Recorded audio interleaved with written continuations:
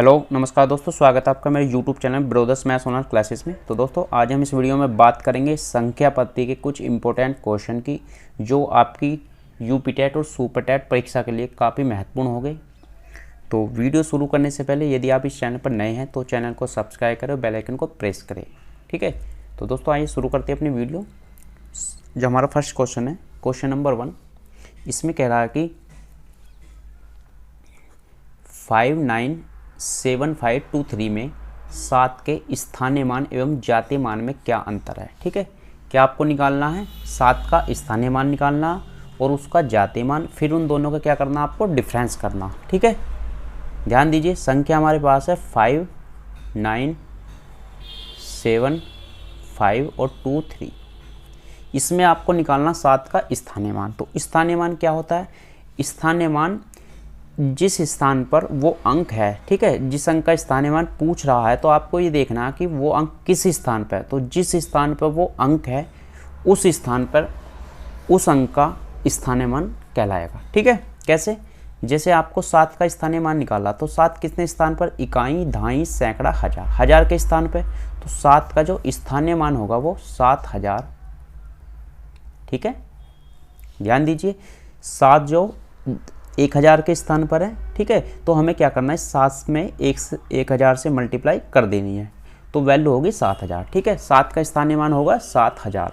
Clear? क्योंकि वो 1000 के स्थान पे है तो आपको स्थान ही देखना। स्थानीय मान का मतलब होता है उसके स्थान देखना, किस स्थान पर, इकाई के स्थान पर, दहाई के, सैकड़ा के या हजार के, ठीक है। उसी हिसाब से हम उस चीज़ में मल्टीप्लाई कर देंगे। तो ये 1000 के स्थान पे तो इसमें 7 में 1000 की मल्टीप्लाई करेंगे, वैल्यू होगी 7000। क्लियर? फिर कह रहा आपसे कह रहा कि इसका जातीय मान। अब ध्यान दीजिए, ठीक है, ध्यान दीजिए, इसमें कह रहा है इसका जातीय मान। तो जातीय मान क्या होता है? जातीय मान का मतलब वो खुद की वैल्यू, मतलब स्वयं जितनी वो वैल्यू है, जिस नाम से हम उस संख्या को जानते हैं, ठीक है, वो ये उसकी जातीय मान होता है, उसकी फेस वैल्यू होती है। तो ये 7, इससे क्या बोलेंगे हम? 7 को 7 ही बोलेंगे केवल, ठीक है। तो जातीय मान कितना होगा इसका? 7। तो आपको 7000 में से 7 घटा देना है, ठीक है। तो वैल्यू बचेगी 6993। कितनी वैल्यू बनेगी? 6993, ठीक है। 7 ही तो कम करना 7000 में से, तो 6993 सही आंसर होगा ऑप्शन सी, ठीक है। Option C is correct answer. Note कीजिए।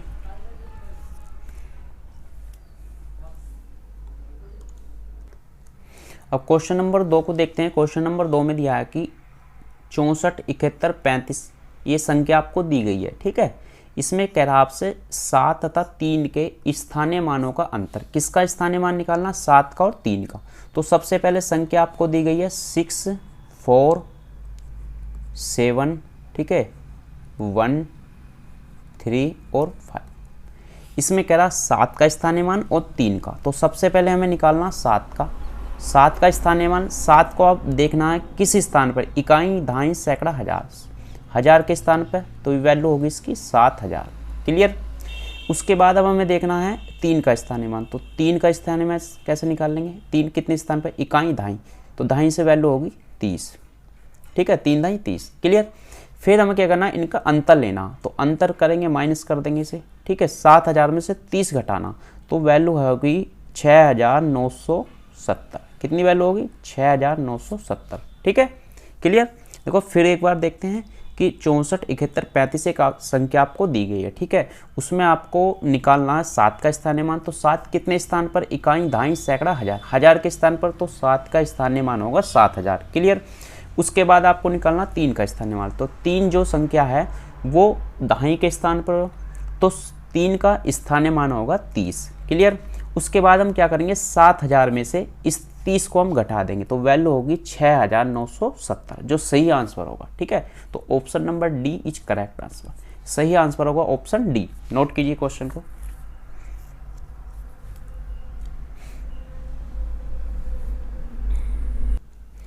अब नेक्स्ट क्वेश्चन है क्वेश्चन नंबर 3। क्वेश्चन नंबर 3 में कह रहा कि सबसे छोटी अभाज्य संख्या कौन सी है, ठीक है। मैंने आपको ये क्वेश्चन बताया था पिछली वीडियो में। तो सबसे छोटी अभाज्य संख्या कौन सी है, ठीक है। इसे आपको मौखिक याद रखना है, इसमें पेन चलाने की कोई आवश्यकता नहीं होगी, ठीक है। तो सबसे पहले ये समझ लीजिए अभाज्य संख्या क्या होती है। अभाज्य संख्या वह संख्या जो केवल 1 और अपना आप से डिवाइड हो, ठीक है। कहने का मतलब कोई संख्या आपको दी गई है, यदि वह 1 और खुद अपने आप से विभाजित हो, किसी अन्य संख्या से विभाजित न हो, तो वो संख्या अभाज्य संख्या कहलाती है। क्लियर, ठीक है। तो आपको फाइंड करना सबसे छोटी अभाज्य संख्या। तो सबसे छोटी जो अभाज्य संख्या होती है वो 2 होती है। कितनी होती है? 2। सही आंसर होगा हमारा 2। क्लियर, नोट कीजिए।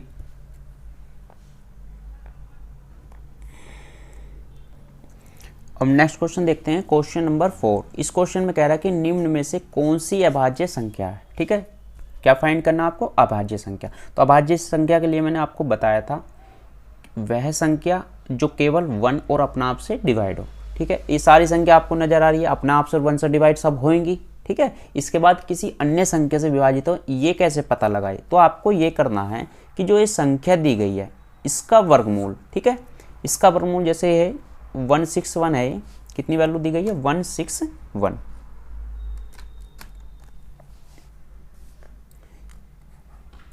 पहला ऑप्शन लेते 161, ठीक है। इसका वर्गमूल बड़ा होना चाहिए, ठीक है।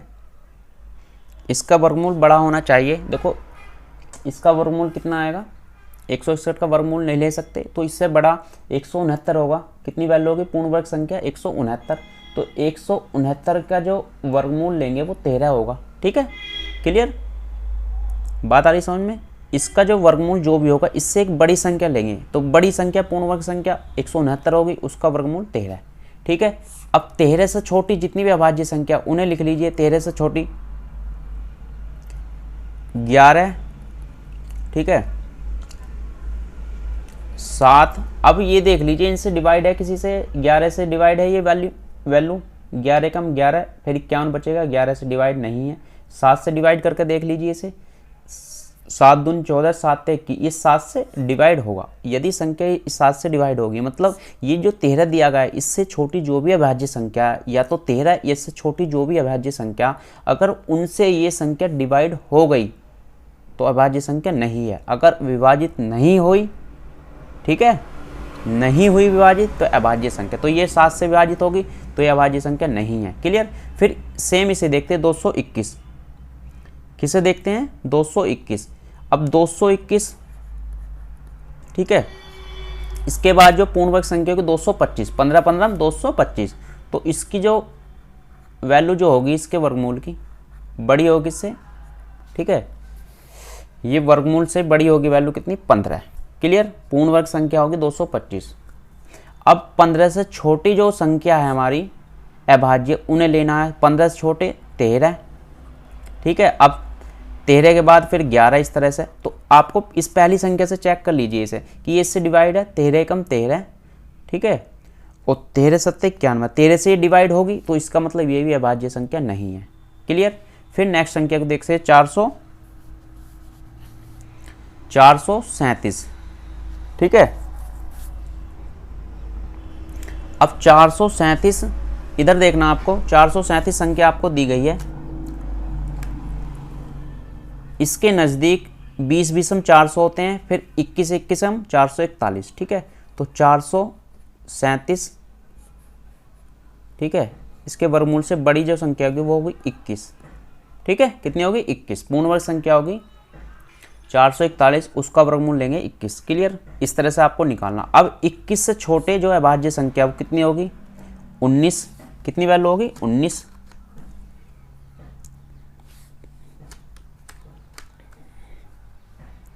ये वैल्यू लिखनी है 19, ठीक है। 19 के बाद फिर 17। पहले आप इससे चेक कर लीजिए 19 है, 19 से वैल्यू विभाजित है, 19 दूनी 38, कितने बचेंगे? 19 दूनी 38, वैल्यू बचेगी 5, इधर 7, तो 57 होगी। 19 दिया 57, तो कैंसिल होगी, तो ये भी अभाज्य संख्या नहीं। अब बची कौन सी? लास्ट वाली।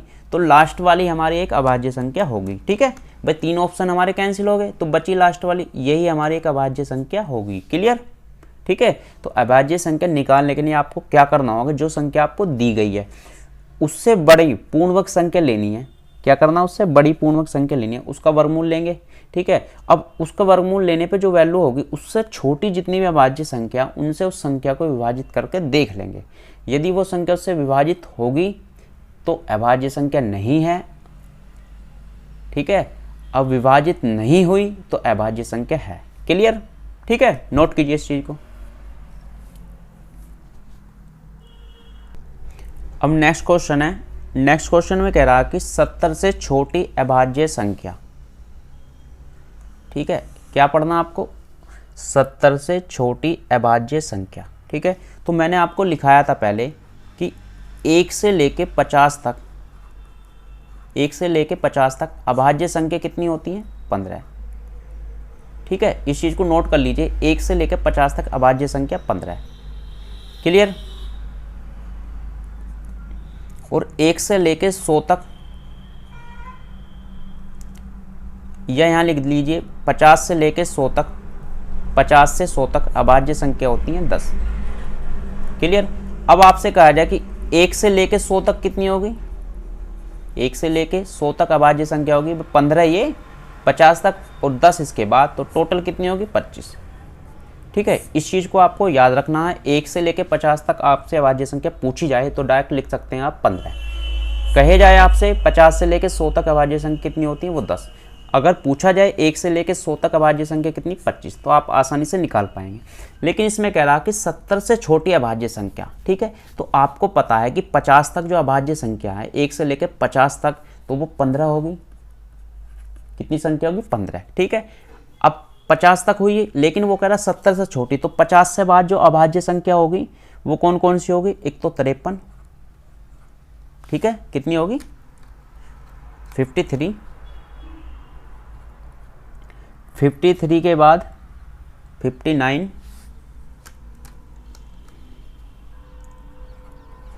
ठीक है, अब 59 के बाद वैल्यू होगी 61, उसके बाद 67। ठीक है, तो 50 तक संख्या तो होगी हमारी 15। उसके बाद 70 से छोटी पूछ रहा, तो उसके बाद कितनी अभाज्य संख्या होगी जो 70 से कम है? 1 2 3 4। ठीक है, 15 ये, 4 ये, टोटल कितनी हो जाएंगी वैल्यू हमारी? 19। कितनी होगी वैल्यू? 19। 15 + 4 बराबर 19। ठीक है, तो सही आंसर होगा option C. Option C is correct answer. जो वैल्यू होगी हमारी 70 से छोटी अभाज्य संख्या वो होगी 19, क्योंकि 1 से 50 तक की जो संख्या, उनमें जो हमारी अभाज्य संख्या होगी वो होगी 15। ठीक है, उसके बाद देखनी है 70 से पहले कितनी संख्या और होगी, तो उस 70 से पहले 4 संख्या और होंगी, मतलब 50 से ज़्यादा, 70 से छोटी कितनी होगी? 4। तो टोटल संख्या कितनी होगी हमारी? 19। सही आंसर होगा ऑप्शन सी। नोट कीजिए। अब नेक्स्ट क्वेश्चन में देखना है, इसमें दिया है कि x का वह छोटा से छोटा मान क्या होगा। ध्यान दीजिए क्या पूछ रहा है, x का छोटा से छोटा मान क्या होगा। कि संख्या कितनी दी है? 63, 67, 35, फिर x दे रखा खाली। ठीक है, फिर 1, पूर्णतः किससे? 9 से विभाजित है। किससे विभाजित हो? 9 से। तो मैंने आपको पीछे नोट कराया था कि 2 से कौन सी संख्या विभाजित होती है, क्या रूल है उसका, 3 से कैसे विभाजित होगी, 4 से, तो उनके नियम मैंने आपको पिछली वीडियो में लिखा दिए थे। तो इसमें बात करेंगे हम 9 से विभक्त होने का रूल। ठीक है, तो उसका क्या नियम है? उसका ये नियम है कि कोई संख्या 9 से कब विभाजित होगी? यदि उसके अंकों का योग 9 से विभाजित हो। ठीक है, अंकों का योग किससे विभक्त होना चाहिए? 9 से। ठीक है, अब हमें क्या करना है, इन्हें अंकों को जोड़ देना है। 6 + 7 + 3 + 5, ठीक है, अब +1, टोटल ऐड करेंगे इन्हें, वैल्यू होगी 22। कितनी वैल्यू होगी? 22। अब 22 में कितना ऐड करें जो 9 से विभक्त होए x की जगह। ठीक है, छोटी पूरा छोटी, तो सबसे छोटी संख्या देख लीजिए, इसमें 4 है, इस ऑप्शन में 4 है।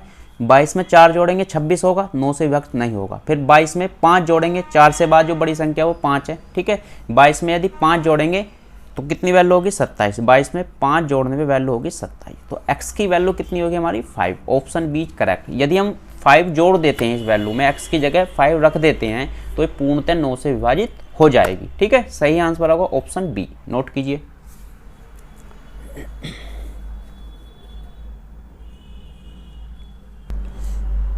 नेक्स्ट क्वेश्चन है, पाई है एक क्या है? परिमेय संख्या, अपरिमेय, अभाज्य इनमें से कोई नहीं, ठीक है।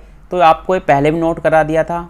क्वेश्चन इसमें डायरेक्टली पूछा था पाई एक अपरिमेय संख्या परिमेय, तो इसका सीधा सीधा आंसर आपको लगा देना है, पाई एक अपरिमेय संख्या है, ठीक है। कैसी संख्या है?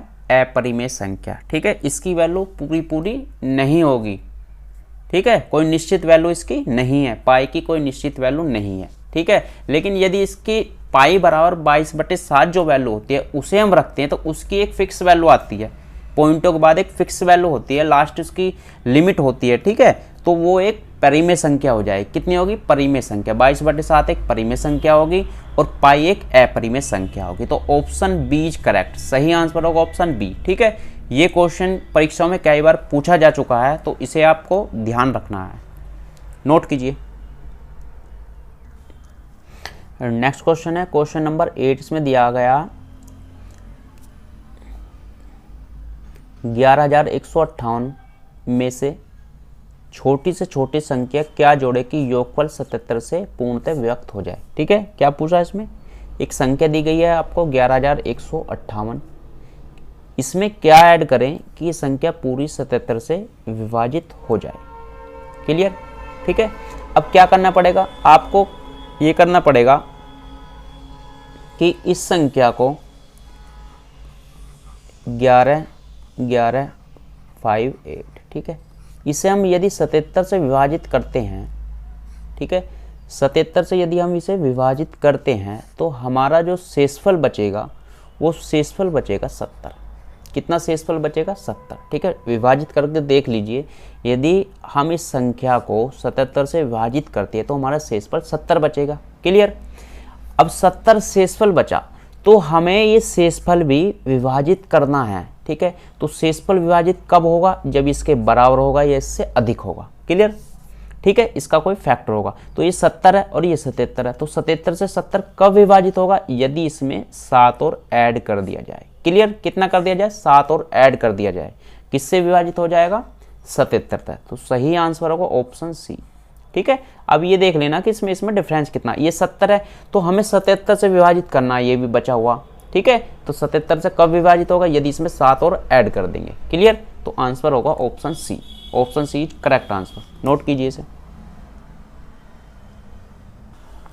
अब नेक्स्ट क्वेश्चन को देखते हैं, क्वेश्चन नंबर 9। इसमें कह रहा कि यदि 157x234 पूर्णतः 3 से विभक्त हो, ये संख्या 3 से पूरी विभाजित है, ठीक है। लेकिन आपको क्या फाइंड करना है? x के स्थान पर कौन सा, ठीक है, x के स्थान पर कौन सा अंक आएगा, x के स्थान पर किस वैल्यू को रखे ये संख्या 3 से पूरी विभक्त हो गई। क्लियर। तो आपको पहले बताया था मैंने 3 से विभक्त होने का क्या नियम है? 3 से कोई संख्या तब विभक्त होगी यदि उसके अंकों का योग, ध्यान दीजिए, 3 से कोई संख्या तब विभक्त होगी जब उसके अंकों का योग 3 से विभाजित हो। तो आपको ये देखना है, इसके अंकों का योग करना है 1 + 5 + 7, ठीक है, +2 और +3 और +4।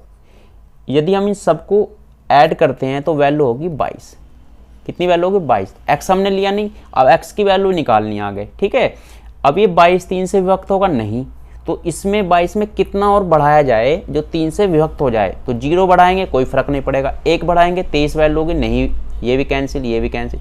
यदि 22 में 2 बढ़ा दिया जाए, 22 में यदि हम 2 बढ़ा दिया जाए तो वैल्यू कितनी होगी? 24। किससे विभक्त होगी? 3 से। 3 से पूरी विभक्त हो जाएगी। तो ऑप्शन कौन सा सही होगा? 2। कितना? 2। Option number C is correct, ठीक है। 3 से विभक्त तब होगी जब इसके अंकों का योग 3 से विभक्त होगा। तो अंकों को जोड़ लीजिए, अंक जोड़ने पे वैल्यू होगी 22। तो इसमें 22 में कितना और आगे बढ़ाया जाए जो 3 से विभक्त हो जाए? तो इसमें ऑप्शन में देखिए 0 बढ़ाएंगे कोई फर्क नहीं पड़ेगा, 1 बढ़ाएंगे तो वैल्यू 23 विभक्त नहीं होगी।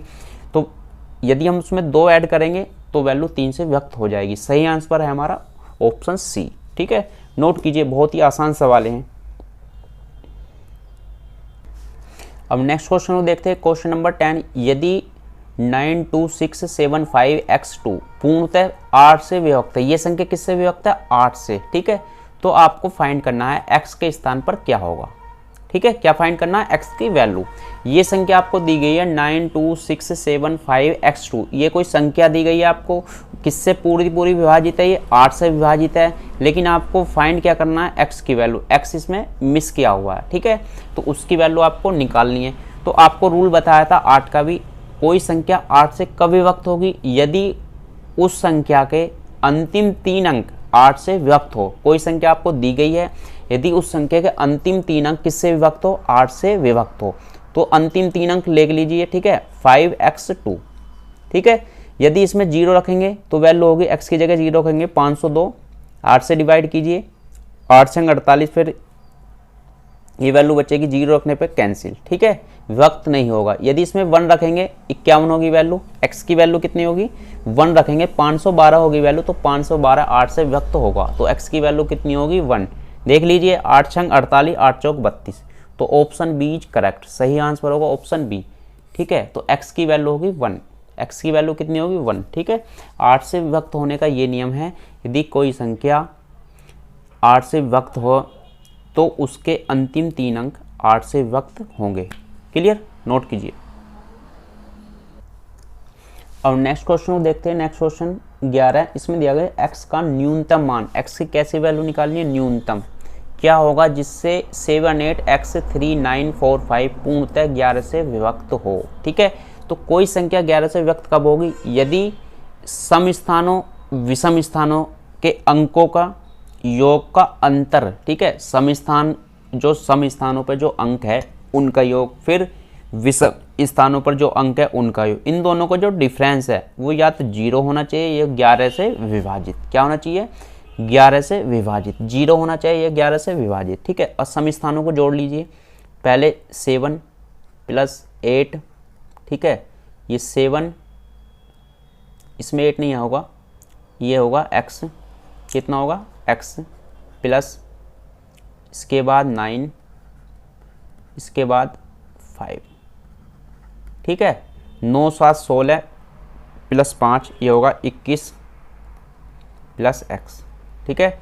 इसके बाद सेकंड वाले को यहाँ 8 प्लस सम का लेना आपको, 8 फिर 3 + 3 के बाद 4, ठीक है, इन्हें ऐड करेंगे, 8 3 11 4 15, कितनी वैल्यू होगी, 15, ठीक है। क्लियर। अब हमें क्या करना है, x की जगह ऐसी वैल्यू रखनी है, x का न्यूनतम मान लेना है, x की ऐसी वैल्यू रखनी है जो 21 में हम ऐड करें, उसके बाद 15 को घटाएंगे, ठीक है। 15 को घटाने पे वैल्यू कैसे है, या तो 0 या 11 से विभाजित, ठीक है। यदि हम 21 में छोटी संख्या देख लीजिए 0 रखेंगे, 21 में 0 रखेंगे तो कोई प्रभाव नहीं पड़ेगा, तो 21 में से 15 जाएंगे, वैल्यू कितनी होगी, 6, डिवाइड नहीं होगी, 11 से कैंसिल। फिर 21 में यदि हम 1 रखेंगे वैल्यू होगी 22, 22 में से 15 यदि हम घटाएंगे तो वैल्यू होगी 7, ये भी कैंसिल। फिर 3 रखेंगे, 21 में यदि हम 3 रखेंगे, 21 और 3 24, 24 में से यदि हम 15 घटाएंगे, ठीक है, तो कितनी वैल्यू होगी, 9, ये भी कैंसिल। उसके बाद देखते हैं 5, यदि हम इसमें 21 में 5 ऐड करेंगे तो वैल्यू होगी 21 और 5 26, कितनी होगी, 26, ठीक है, 21 और 5 26, ठीक है। 1 मिनट रुक जाइए, ठीक है, कितनी वैल्यू होगी, 21 में यदि हम 5 रखेंगे तो वैल्यू होगी 26, 26 में से यदि हम 15 घटाएंगे, x की जगह क्या रखेंगे 5, तो वैल्यू होगी 26, 26 में से 15 यदि हम घटाएंगे तो वैल्यू कितनी होगी, 11, 11 आया।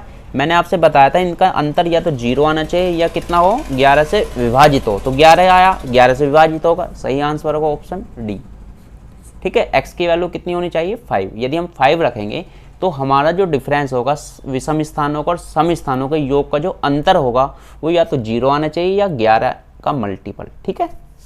तो इसमें वैल्यू आई हमारी 11, तो 11 11 से विभक्त होगा, तो आंसर सही होगा हमारा डी। क्लियर, नोट कीजिए। अब नेक्स्ट क्वेश्चन देखते हैं। 5 अंकों की वह बड़ी से बड़ी संख्या जो 91 से पूर्णतः विभक्त हो। इस क्वेश्चन को कैसे करना है, 5 अंकों की बड़ी से बड़ी संख्या जो 91 से पूर्णतः विभक्त हो। तो 5 अंकों की बड़ी से बड़ी संख्या होती है, 5 बार आपको 9 लिखना है, ठीक है। ये बड़ी से बड़ी संख्या है 5 अंकों की। क्लियर। इसके बाद क्वेश्चन में कह रहा है कि 91 से विभक्त हो, तो आप इसे 91 से विभक्त करके देख लीजिए, ठीक है। यदि हम 91 से इसे विभक्त करेंगे तो हमारा जो शेषफल होगा वो 81 होगा। कितना होगा? 81। ध्यान दीजिए कितना होगा? 81, ठीक है। अब वह कह रहा कि बड़ी से बड़ी संख्या, ठीक है। यदि हम इसमें ऐड करेंगे कुछ, इसमें कुछ 81, ये वैल्यू है कितनी? 91, और ये है 81, ठीक है। 91 से कब विभाजित करेंगे इसे? या तो हम 91 इस वैल्यू में से 81 जो शेषफल आया है इसे कम कर देंगे, या इतना इसमें कितना बढ़ा देंगे, इसका अंतर कितना है? 91 और ये 81। 81 91 से कब डिवाइड होगा? जब इसमें 10 और बढ़ा देंगे, जब 91 होगा तभी तो होगा। लेकिन ये संख्या 10 इसमें बढ़ा देते तो वैल्यू बड़ी हो जाएगी। हमें लेनी है कौन सी? 5 अंकों की लेनी है। लेकिन अगर इसमें ऐड करेंगे 10 तो ये बड़ी संख्या हो जाएगी, 6 अंकों की बन जाएगी, ठीक है। तो ये संख्या बड़ी संख्या 5 अंकों की नहीं होगी, ये संख्या पहुंच जाएगी 6 अंकों की। क्लियर? तो हमें क्या करना है, जो ये शेष बचा 81, ठीक है, ये 81 एक्स्ट्रा है। यदि 81 हम इसमें से निकाल दिया जाए, किस में से? ये 9, ठीक है। इस संख्या में से हमने 91 से डिवाइड करा, 81 हमारा शेष बचा। यदि हम शेष जो बचा है इसे हटा दे, क्या कर दिए? इसे हटा दें तो किससे विभाजित होगी? पूरी पूरी विभाजित हो जाएगी। भाई जो शेषफल बच रहा है यदि उस शेषफल को हम अलग कर दें, हटा दें, तो ये संख्या 91 से पूरी पूरी विभाजित हो जाएगी। क्लियर? तो यदि हम इसमें से घटाएंगे तो ये वैल्यू होगी 999, ठीक है, 18, ठीक है। कितनी वैल्यू होगी? 99918। Option A is correct. सही आंसर होगा ऑप्शन ए। एक बार फिर से सुन लीजिए, 5 अंकों की वह बड़ी से बड़ी संख्या जो 91 से विभक्त हो। तो ऐसे क्वेश्चन क्या करना है, बड़ी से बड़ी संख्या 5 अंकों की, तो 5 बार आपको 9 लिखना है, फिर उसे 91 से जब डिवाइड करेंगे तो शेषफल हमारा 81 बचेगा, ठीक है। यदि हम 81 इस संख्या में से हटा दे तो 91 से पूरी पूरी विभाजित हो, क्योंकि जितना शेष बच रहा है हम उसे हटा देंगे तो पूरी पूरी विभाजित हो जाएगी। तो हमें क्या करना, 5 अंकों की जो ये संख्या दी गई इसमें से हमें 81 हमें घटा देना, तो घटा के पूरी पूरी वैल्यू विभाजित होगी 91 से, ठीक है। सही आंसर हमारा है ऑप्शन ए। क्लियर? इस तरह के क्वेश्चन बहुत ही आसान होते हैं, थोड़ा समझने का फेर है। इसी तरह से ये नेक्स्ट क्वेश्चन है, 6 अंकों की छोटी से छोटी संख्या जो 111 से पूर्णतः विभक्त हो। सेम इसी तरह से 6 अंकों की छोटी संख्या लेनी है। छोटी के लिए क्या करना, आपको 0 बढ़ानी है 1 के आगे, ठीक है। कितने अंक हो गए? 5, 1 0 और बढ़ा देंगे, ठीक है। छोटी की बात करें 1 के आगे 0 बढ़ा दो उतनी। बड़ी की बात करें तो आपको 99 लेना, जितने में अंक कह रहा। क्लियर? छोटे के लिए 1 के आगे उतनी 0 लगा देनी है, अंक गिन लेना आपको। तो छोटी की बात करा 6 अंकों की, ये छोटी संख्या है 6 अंकों की। क्लियर? अब इसे किससे विभाजित करना? 111 से। 111 से विभाजित करेंगे। यदि हम इसे 111 से विभाजित करेंगे तो शेषफल हमारा 100 बचेगा। कितना बचेगा? 100। ध्यान दीजिए, ठीक है, 100 इसमें शेषफल बचेगा। फिर हमें क्या करना, यदि हम 100 को इसमें से निकाल दें, ठीक है, क्या करें, इसमें से 100 को इसमें से हम निकाल दें, ठीक है।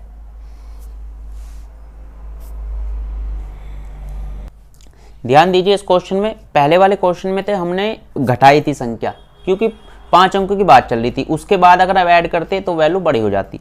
अब यहाँ 6 अंकों की छोटी संख्या तो ये है, लेकिन ये 100 वो कह रहा है 111 से विभक्त होनी चाहिए, ऐसी छोटी संख्या हो 6 अंकों की। तो ये 6 अंकों की सबसे छोटी संख्या, लेकिन ये 111 से विभक्त नहीं हो रही, ठीक है। क्लियर? 111 से विभक्त नहीं हो रही। कितना इसमें ऐड करना है? 100 बचा, ठीक है। तो 100 111 से विभक्त नहीं होगा। यदि इसमें 11 और बढ़ा दिया जाए, क्या कर दिया जाए, 11 और बढ़ा दिया जाए, तो ये संख्या से विभक्त होगी 111 से, बिल्कुल होगी। तो हमें क्या करना है, ये 6 अंकों की जो संख्या दी गई है तो इसमें 11 और बढ़ा देंगे। कितना बढ़ा देंगे? इसमें 11, ठीक है। जब इसमें 11 हम बढ़ा देंगे तो ये वैल्यू 111 से विभक्त होगी। तो सही आंसर हमारा होगा ये C, option C is correct answer. एक बार फिर से देख लीजिए, 6 अंकों की छोटी से छोटी संख्या, जब छोटी संख्या की बात करें तो 1 के आगे आपको उतनी 0 बढ़ा देनी है। फिर आपको ये संख्या गिन लीजिए कि ये कितनी संख्या है, ठीक है। जब ये संख्या गिन लेंगे आप तो उसके बाद आपको जो संख्या दी गई है उससे विभाजित करना है। जैसे 111 से पूर्णतः विभक्त है तो 111 से विभाजित करेंगे तो शेषफल 100 बचेगा, ठीक है। क्लियर? अब 100 में क्या बढ़ाया जाए जो 111 से विभक्त हो, तो कितना बढ़ाएंगे हम, 11 और बढ़ाएंगे, तो 11 हमें जो बढ़ाना है वो इस संख्या में बढ़ाना है, ठीक है, जो आपको 6 अंकों की संख्या दी गई है, इसमें 11 बढ़ा देंगे तो वैल्यू होगी 100011। क्लियर, ठीक है, option C is correct, note कीजिए।